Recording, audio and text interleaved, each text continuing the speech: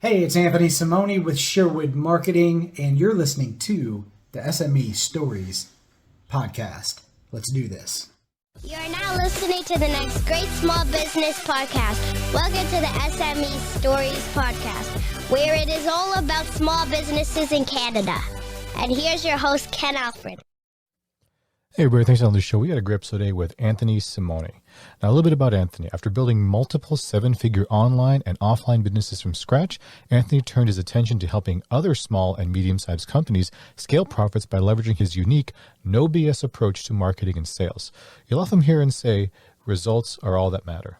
For more than 16 years, his passion has helped businesses and professional service providers grow sales and profits by effectively leveraging unique marketing and sales strategies, both online and offline. Anthony has what some call a gift to find new and hidden profit opportunities and deploy systems and processes that predictably attract, convert, and retain high-quality clients and customers. Anthony has worked along with some of the most brilliant business minds on the planet, brings a wealth of knowledge and experience to his clients. He successfully built 3 brick-and-mortar service-based businesses and has co-founded 4 successful online consulting and training companies, serving more than 10,000 clients.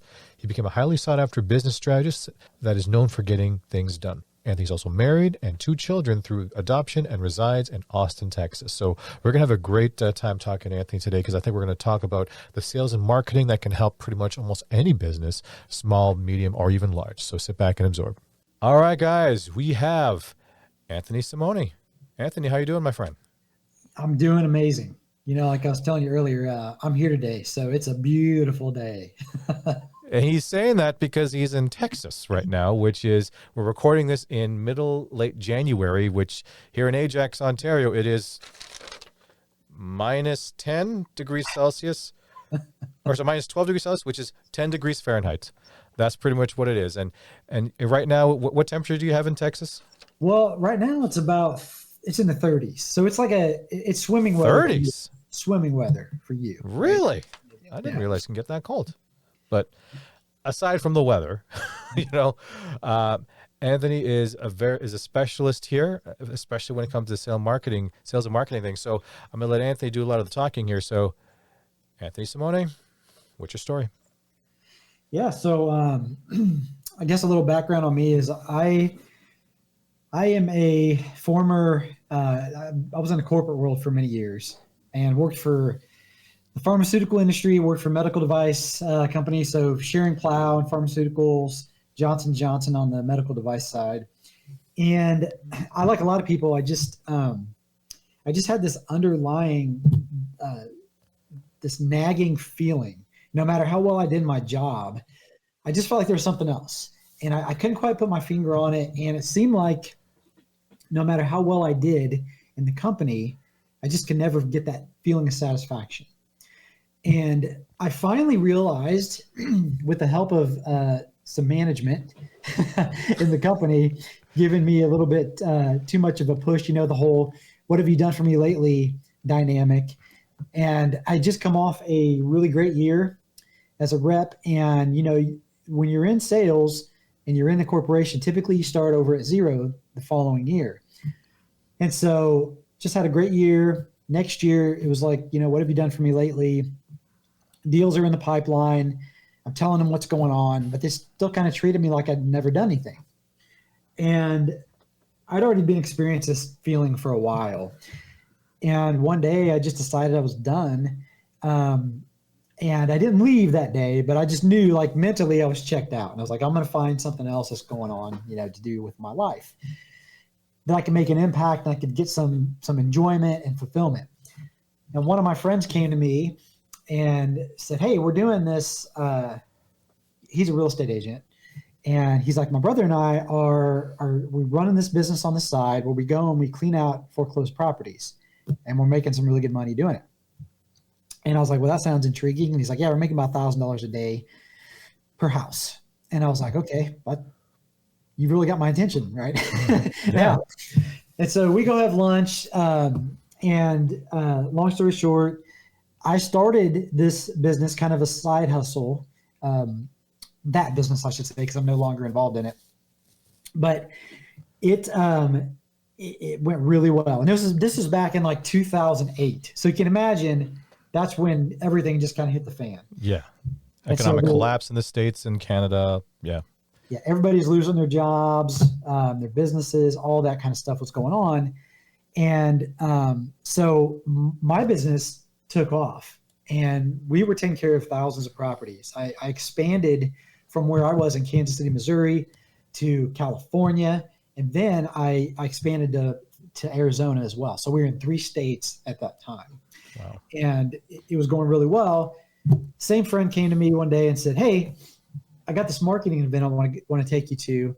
And so we go to this marketing event. And for those of you familiar with Dan Kennedy, it was a Dan Kennedy event. And I was just blown away by the stories people were telling, how they're making money, and, just helping educate people and start businesses and helping them with their marketing and all that kind of stuff. And so my friend's like, "Hey, you've done so well in this business. Why don't we turn it into a training business, like a training opportunity, info product?" I was like, "That sounds awesome." And so started the business, and it took off. Like I said, at that time, everybody was looking for an opportunity, and there were just people coming out of the woodwork that were just trying to replace their income. We had probably 10,000 people come through that program. And so we trained a ton of people. I had hundreds of testimonials, people just sending me emails out of the blue. "You saved my house, you helped save my house, my marriage," all these different things. And to tell you the truth, the part that really hooked me was that part. It's like, yes, I wanted to make money. I wanted to be out on my own in my own business.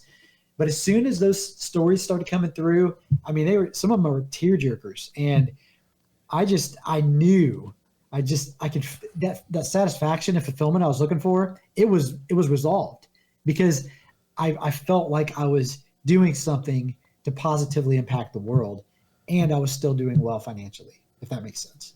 Well, it's the best of both. Because some people are either driven by, they just love to help people. And then there's the others that they just want to make, to be self-sufficient, that they can look after themselves and their family. But you found a perfect spot where you're actually achieving both. And I think that's one of the best things to actually have, to make good money, but also that you're actually feeling like you're making an impact in people's lives, and you're just really helping.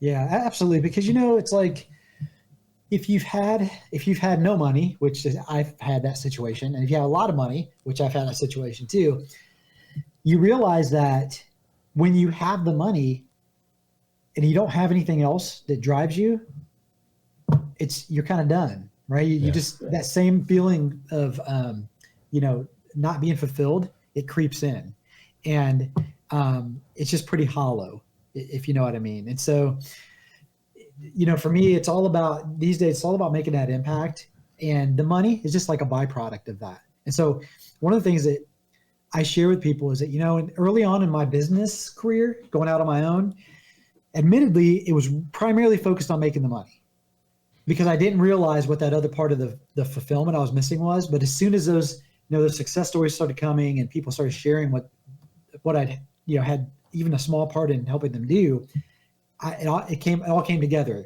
And so when I realized that, it became the driving force. And so these days, when people are like, "Hey, what is some advice you give to people that are just kind of starting out in business?" I always tell them, look, find a way to solve a problem first, right? And genuinely care about the people that you're helping to solve that problem. Because if you do that and you focus on that part of it, the money will come. Exactly. I think that's a really good point, right? Because like I used to, like I said, I used to be a personal trainer, and I used to work in the gyms before. And I found that some personal trainers were the worst salespeople you can possibly imagine, because I was really bad at that as well. Because in the beginning, when I started doing personal training, is because I really enjoyed helping people, right? If someone said, "Oh, I got to lose weight for my wedding." Okay, I want to help you. Or if someone says, "I just got diagnosed with diabetes. I need to drop weight." Yeah, that's great. I'll help you. Or someone says, "Okay, I want to try to get fit for the police certification test." Okay, that's great. And I never really looked into the selling, because I use the joke that my listeners have remembered, is that, okay, how much is it going to cost you to get to your goal? It's going to cost you, okay, $100 a session. Oh, I can't afford that. Okay, how about 2? right? So you have the sliding scale goes down really quickly because Yeah. for trainers, it's like we just want to help people. We don't really, the money comes with, as a byproduct of that. But that's what we originally got in for. Because if you want to get rich as a trainer, unless you know a bunch of influencers or celebrities and you just know not to break them, then yeah, great. But for the majority of them, you have to really hustle to get there. And people want to help. They don't want to, just just do it for the money and just whatever. Don't care about the people, because you're actually literally making someone look how they're going to look. So anyways, aside from that there, so yeah, so that's great that you had like these stories of all these testimonials, like how you change it. So where is your current business now, and what locations are you servicing? Yeah, so I've worked with and still do work with people, a lot of people in the U.S., some in Canada, um, and then some that have been international. Um, and it's so what I do today is different from what I did. The story I told you about the first business, Yes, the cleaning business. where we're Yes. taking care of foreclosed properties. That was a booming business. The training business was booming. It was amazing. But that business fell apart because, the old adage about don't go into business with people that you're really great friends with or family members. Oh Well, yeah. my friend had the idea to start that. I gave him majority ownership when we started it, and so he decided one day that he wanted to take more of the business, and so that business fell apart. He took advantage of me at a time when I really wasn't focused on the business. My son actually had a near death experience, Oh jeez. and to the point I was giving him CPR. He was I think 15 months old, so Oh, just that's a brand young. new baby, and it was the scariest thing I ever went through. And while we were in the hospital, he sent me an email and said that the Secretary of State has informed us we need to amend our operating agreement. And At didn't that really, moment when you're worried about your son. I wasn't even thinking about, okay, whatever. The business is, I didn't even care about the business. So I was like, you know what? I'm just wanting Yeah. this one to be okay. And I trusted him. And instead of reading the whole thing, I signed it. And basically what it did is it took away 50% of my part of the business. And after that, it just didn't, it didn't work out. And it was hard because I had already established a certain quality of life. Yes. And, the business was basically just stolen from me. And Wow. it was really hard. It's one of the, aside from my son almost passing away, it was really difficult because I thought that was going to be the business that took me into retirement, later on. Mm. And it just didn't end up that way. And once I got past, all the like being depressed and, crying myself to sleep and all that kind of stuff, I realized that I had learned a very, very valuable skill set. And because I had been part of a really high level mastermind called War Room, it's no longer around, but it was it was like the elite mastermind to be part of back during that time. And I'd made some really good friends. And when that business fell apart, I had a friend come to me and say, "Hey, we're doing some pretty cool stuff over on LinkedIn." And I kind of looked at him. I was like, scratching my head. I was like, "Isn't LinkedIn a place to go and like look for a job or post your Yeah, resume?" that's what most people think. Yeah. Right. And so he's like, "No, we're doing some cool stuff over there." I said, "All right, fine. I'm trying to start a new business, leverage my skills." So I started kind of playing around with it, doing some stuff that he was doing. But then I started figuring out some other stuff to do on my own that I was just playing around and figured out. And the first 30 days of doing that, I came up with a new offer. I was brand new, had no testimonials, no fancy marketing, nothing like that. The first 30 days, I had sold $60,000 collected in money, so cash collected on that Wow. offer, with another 60,000 recurring and equity in the projects. So, Jeez. of course, I was like, okay, this is awesome. It's amazing, right? I mean, I'm sitting here going, okay, no fancy funnel, none of this other stuff that people tell you have to have, right? Testimonials and, 52-step funnels, all that kind of stuff. None of that stuff. No webinars, nothing. And so this happened. I was like, wow, maybe I just got lucky. Because sometimes in marketing, you can hit a home run and go, okay, that was great, Yeah. but you can't repeat it.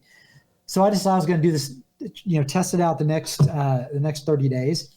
And it was the craziest thing because the exact same numbers happened. And when that happened, I knew that I was onto something. I knew I had something that could be duplicatable. And that's when people started asking me about, what are you doing over on LinkedIn? Because everybody knows what LinkedIn is, and everybody suspects that there's a lot of gold over there, which there is. They just don't know how to mine it.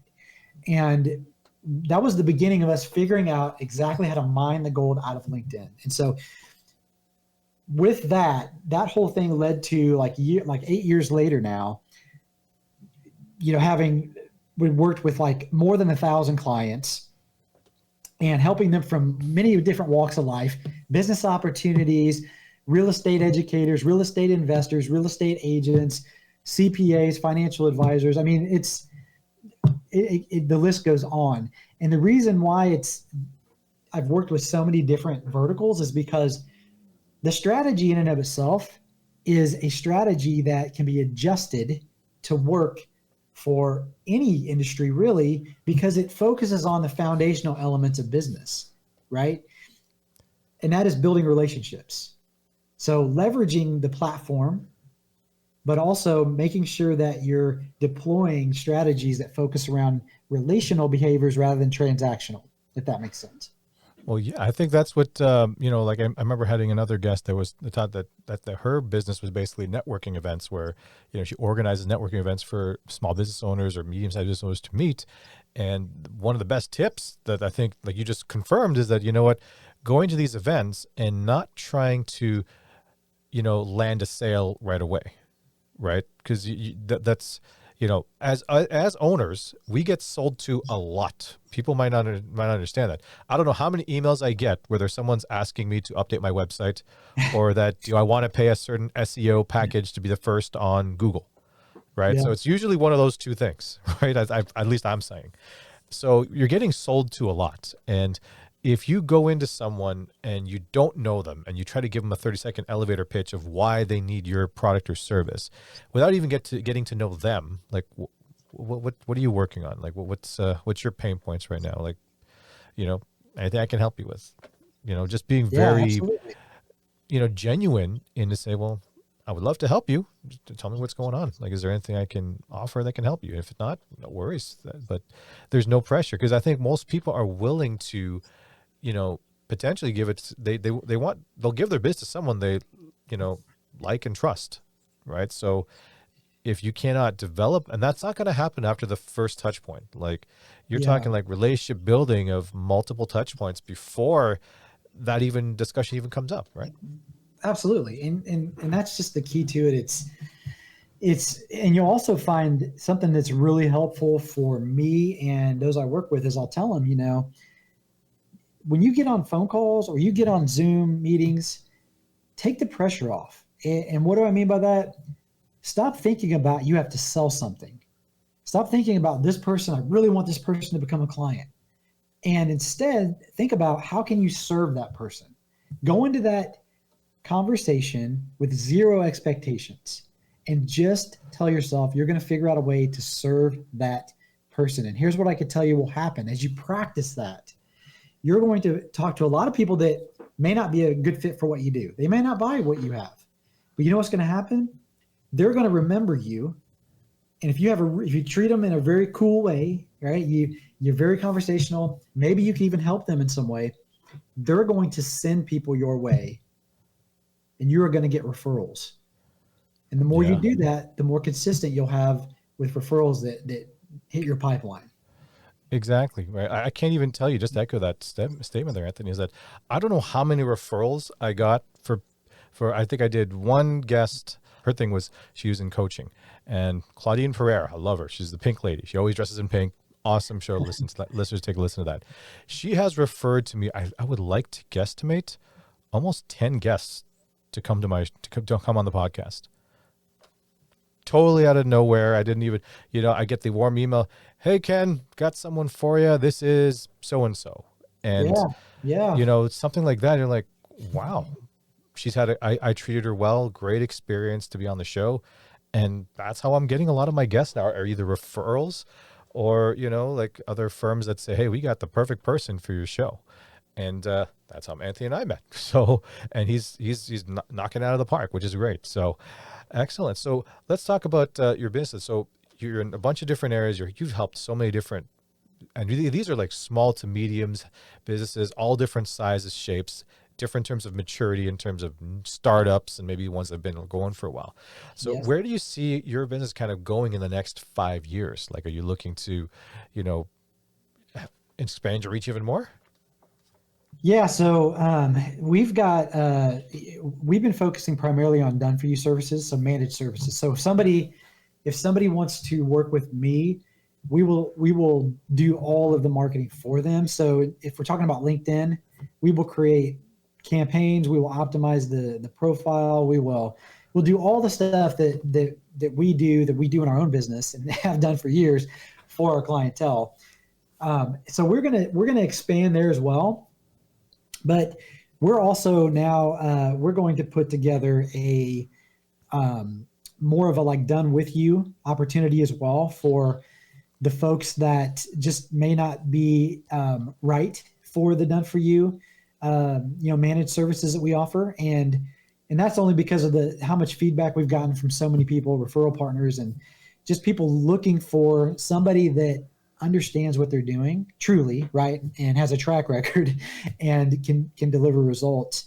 And so we're going to be working with referral partners, bringing on more JV partners, different things like that to help people and their audiences to leverage the platform. Because one thing that people are not thinking about, especially if you're in a business that sells like coaching or you're consulting or something like that, there's a huge opportunity on LinkedIn for that. Like I could tell you one example. One of the clients we have has a $50,000 program, and we help them generate leads that end up purchasing that program. So I don't know what level the people are selling their services and offers in your audience, but like if you're selling a $500 product or a $50,000 product or service, it really doesn't matter. If your audience is on LinkedIn, they could be reached, and if you deploy things and carry yourself the right way,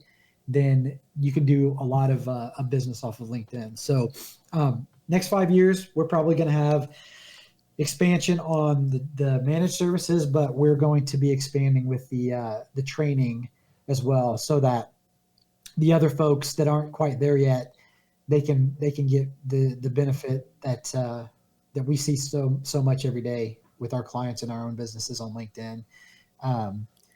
So yeah, that's the LinkedIn side of things. The other thing that we do, I don't know if you knew this, Ken, but one of my businesses is focused also primarily on helping business owners who have higher ticket offers, but they also got lower ticket offerings, and so they usually have a pool of lower ticket customers that haven't converted to their higher ticket offerings or programs for whatever reason. We'll come in, my team and I will come in, and we'll fund and manage sales campaigns to convert more of those unconverted lower ticket buyers into their higher ticket programs, and then we get paid on the upside. Wow, that's pretty cool. And so how big is your current team right now? So we've got the team on the found money side. That's what we call the found money is where we come into the existing well-established businesses and help them convert more of their unconverted. So that team, we've probably got, I think we're up to we've got probably 7 or 8 people on that team, and we keep that team intentionally kind of small because not everybody is a right fit for that offer. For that offer, they've got to be well established. They've got to have front end flow, lead flow coming through. Oftentimes they have a sales team or a sales acquisition process, but we come in behind all of that because we don't interfere with anything that's already going on. We just become that bolt-on, quiet additional revenue stream that's bringing in that additional, money every month. So that's why we call it found money. Found money. On the LinkedIn side, it's about the same. We've got it dialed in to where our systems and processes allow us to, to manage everything for our clientele. And we don't bring on everybody, because if we can't manage the folks that we're bringing on, we're not going to bring them on, because that doesn't help anybody. We got to make sure that we can adequately handle them, that we understand their offer, the niche that they're in, who they want to target. And then once we look at that, if we feel we can help them, then we would extend an offer to work with them. Okay, no, that's great then. So, very interesting to absorb there. So in terms of the social media piece to your business, right? So how important is it? And what, obviously you use LinkedIn a lot. So was there any other social media things that you think small businesses feel like they should be maybe utilizing more of? Yeah. So I think when it comes to social media, the name of the game is really insight and consistency. So if you want to establish a following, and the thing about LinkedIn is the content is just kind of a nice to have. It's not the thing that drives it's not the primary driver of the business. The primary driver of the business over there on LinkedIn is your messaging campaigns, your targeting, and how you handle those conversations, right? Also the event feature. The event feature is amazing over on LinkedIn. So if you do webinars, or if you're thinking about doing webinars, or you haven't thought about or are not doing webinars, you should consider doing webinars. And LinkedIn is a really great place to do that. So the content piece for LinkedIn is a nice to have. It plays nice with the algorithm, but it's not the main driver. If you're over on Facebook, if you're on Instagram, if you're, anywhere else, you want to have consistent content, and the content just needs to be insightful. So you see how a lot of people are posting stuff that it could be really long in nature. It doesn't have to be. It could be something that's short, sweet, and just insightful, because what people are looking for is insight. They're not really looking for information. They're looking for insight. So figure out what the insight is of what you offer in your business, and then talk about that. Interesting. Yeah, that's good to know, actually. So, all right, let's talk about the actual sales and marketing industry that we have right now. So where do you kind of see that it's going right now? Like, what is your opinion on the sales and marketing industry? In terms of just, are the skills going to be needed, relevant, or just? I open it up. I let you guys kind of go whatever direction you guys feel. So, because I guess a lot of my listeners too, especially the small, the medium-sized business owners, they always want to know, like, well, what can I do? And is there something I should try or something I shouldn't try? We'll get to the tips in the pro segment in a bit, but just for your being the expert in this whole space, like, what do you see it's kind of going? Do you see it's going to get busier, not as busy? Is there certain trends that you're starting to notice with your clients that are really starting to help drive their sales or up their marketing and stuff like that? Yeah. So I think one of the biggest tips I can give is to remember that the people that you are marketing to are human beings, and they're not a number. They're not something to just be like market at. They want to be communicated with. And we live in an environment now where technology is just advancing so fast. Yeah. And that's awesome, right? I mean, there's a place for technology, there's a place for automation, but what's happening is you're seeing as technology keeps advancing, the human element is kind of going like this.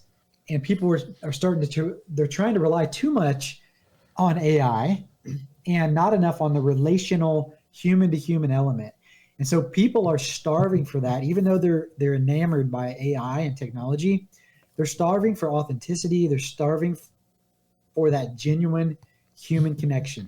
And we cannot get away from that, because that's how we're built as human beings. We thrive and we need that connection. And so when people are marketing or selling, remember that it's a human being. So if you're reaching out to somebody in an email or maybe a chat thread or whatever it might be, private message, you got to remember, like, it's got to be conversational, because that's a human being on the other end. If you're going to be like most of the people that you see on LinkedIn or Facebook or anywhere for that matter, I mean, they're just pitch, pitch, pitch, pitch, sell, sell, sell, sell. And it's like, that's not what people, they don't resonate with that. What people resonate with is that human connection. Yeah, no, totally hear it. Because I mean, I know that's why some people, when they look at these, I've seen some webinars before where it's all about, hey, we'll teach you how to start a drop shipping business or an Amazon business where you get to be the first product and then you have to talk to nobody, right? It's all that easy stuff where you want to get rid of that connection. But I think at the end of the day, you still want to talk to people, right? Things still happen.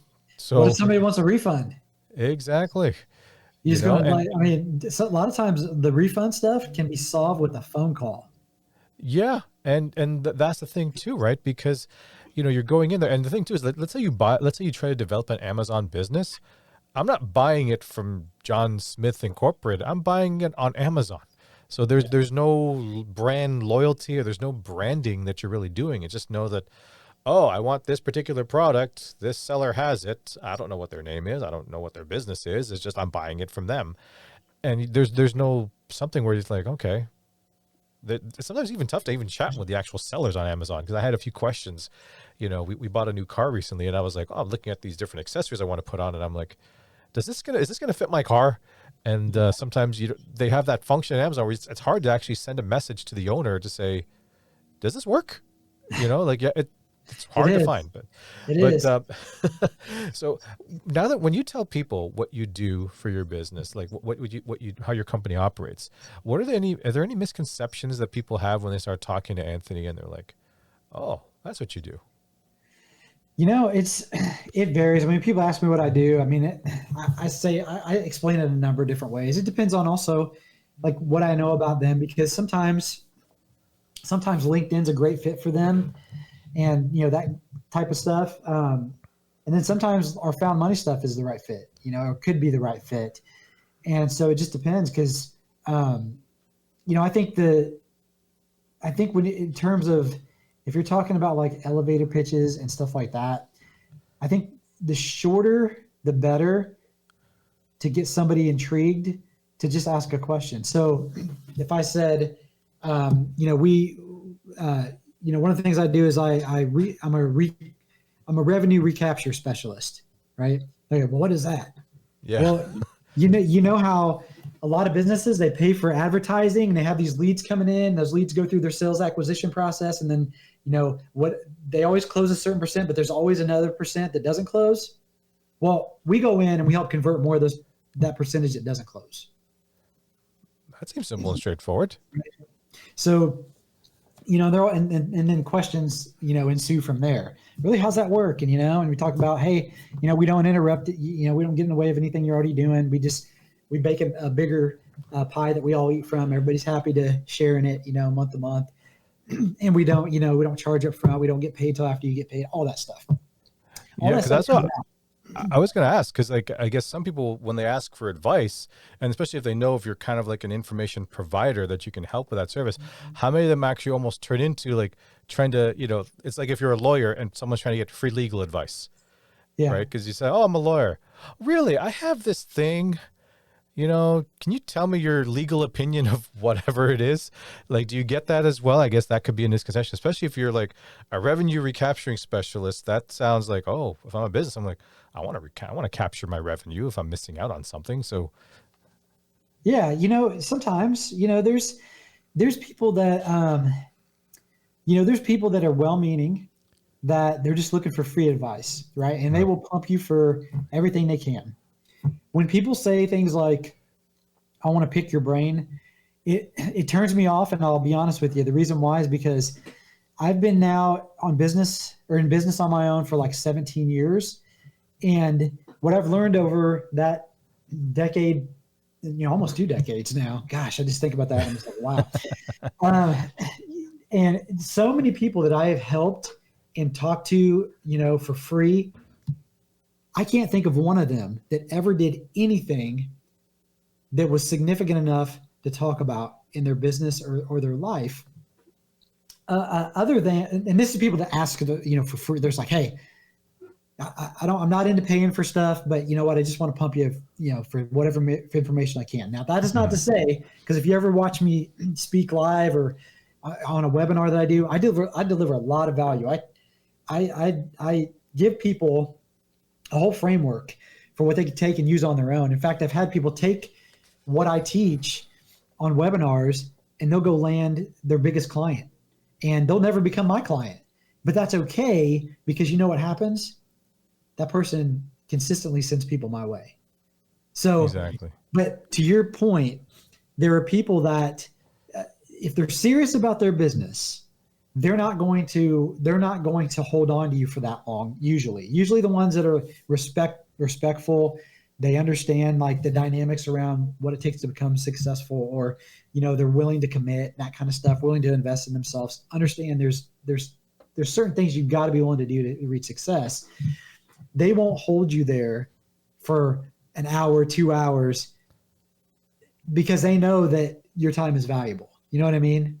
So there's a fine line between those that will take your stuff and go implement it. Like I just mentioned about the people that they invested their time to be on a webinar, right? But then they went and implemented, right? So there's a fine line there. So I would just say, if you find yourself in that situation, just be direct. Just say, hey, you know what? I'd love to talk to you more. I've got to get running, no offense, and just go. Because at the end of the day, if you are successful by any stretch of the imagination, you probably do have other stuff that you need to get to. So if they want to talk more, they could book an appointment. They could go, buy your program, hire you, whatever. Because you think about an attorney, one piece of advice from an attorney could save you a lot of money. Yeah. Exactly. You know what I mean? So.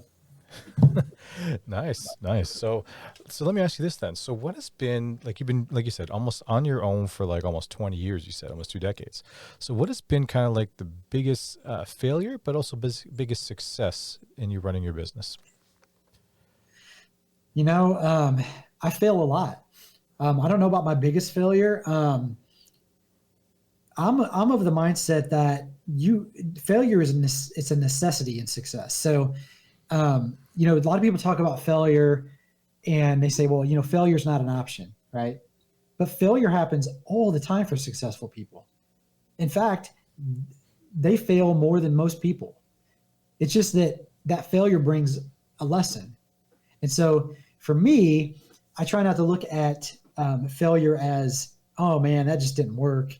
I'm always like, okay, well, that didn't work, but what did I learn from it?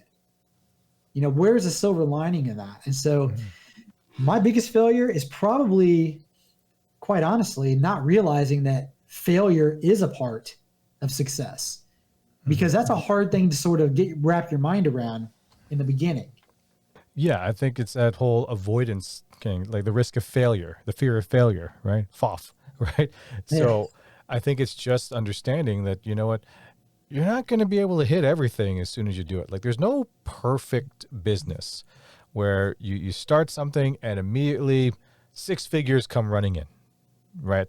You're going to have a lot of stop and starts and you're going to learn a lot, right? And I remember, when I used to sell Amway back in the day when I was in my mid to late teens, right? And, trying to, and I actually made money on that. I didn't recruit anybody, but I actually sold enough product that it covered the fee that I had to go into. Yeah. And and I had my secret weapon. I had my mom, right? Because, you sell those products to family and friends. My mom was basically the accounts receivable, right? So if my relatives forgot to pay me, she has no problem calling them. They say, oh, did you buy some candy? Thanksgiving's awkward. Yeah. But I remember talking to my mom back then and she was saying, I don't know, because that's when e-commerce was coming. This is like the late 90s. She was like, I don't know. Can you imagine, Ken, buying clothes online without touching it and feeling it? I'm like, Mom, that's really going to happen. At least she admits she was wrong, right? Because that's where pretty much a lot of clothes are being sold now. Because how many times do you go to a retail store for clothing and you find the style, the SKU number, and you're like, okay, let me check if there's an online sale. I'll just order it that way. So it happens, right? So, Absolutely. All right.